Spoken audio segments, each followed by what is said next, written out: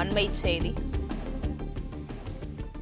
தவேக கொடிக்கு தடை விதிக்க மறுத்த உத்தரவை ரத்து செய்ய கோரி தொண்டை மண்டல சான்றோர் தர்ம பரிபாலன சபை மேல்முறையீடு செய்திருந்த நிலையில் கொடிக்கு தடை கோரும் மனுவிற்கு 6 வாரங்களில் பதிலளிக்க தவேக தலைவர் விஜய்க்கு சென்னை உயர்நீதிமன்றம் உத்தரவு பிறப்பித்துள்ளது.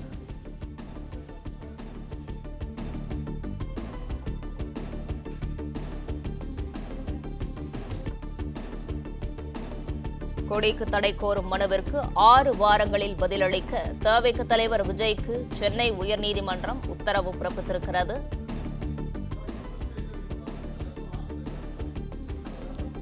இதுகுறித்தான கூடுதல் விவரங்களோடு இணைந்திருக்கிறார் செய்தியாளர் ஆனந்த். ஆனந்த், வணக்கம். விவரங்களை பகிரலாம். வணக்கம்.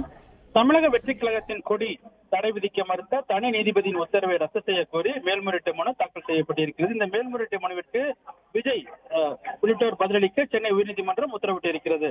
தங்கள் வணிக சின்னமாக பதிவு செய்யப்பட்டுள்ள சிவப்பு, மஞ்சள், சிவப்பு நிறத்திலான கொடியை பயன்படுத்த தமிழக வெற்றி கழகத்திற்கு தடை விதிக்க வேண்டும் என கோரி தொண்டை மண்டல சான்றோர் தர்ம பரிபாலன சபையின் நிறுவன தலைவர் பச்சையப்பன் சென்னை உயர்நீதிமன்றத்தில் மனு தாக்கல் செய்தார்.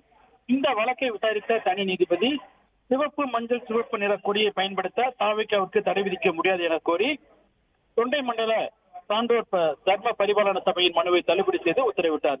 இந்த உத்தரவிற்கு எதிராகவும் சென்னை உயர்நீதிமன்றத்தில் மனு தாக்கல் செய்யப்பட்டு இந்த வழக்கு நீதிபதி ஜெயச்சந்திரன் மற்றும் சுதீப்குமார் ஆகியோர் அடங்கிய அமர்வில் விசாரணைக்கு வந்தது. அப்பொழுது மேல்முறையீட்டு மனு குறித்து பதிலளிக்கும்படி தமிழக வெற்றி கழக தலைவர் விஜய் உள்ளிட்டோருக்கு நோட்டீஸ் அனுப்ப உத்தரவிட்ட நீதிபதிகள் வழக்கினுடைய விசாரணை 6 வாரங்களுக்கு தள்ளி வைத்து உத்தரவிட்டுள்ளனர். பிளே ஸ்டோர் மற்றும் ஆப் ஸ்டோரில் இருந்து பாலிமர் செயலியை QR கோடு மூலம் பதிவிறக்கம் செய்யுங்கள். செய்திகளை உடனுக்குடன் பெறுங்கள்.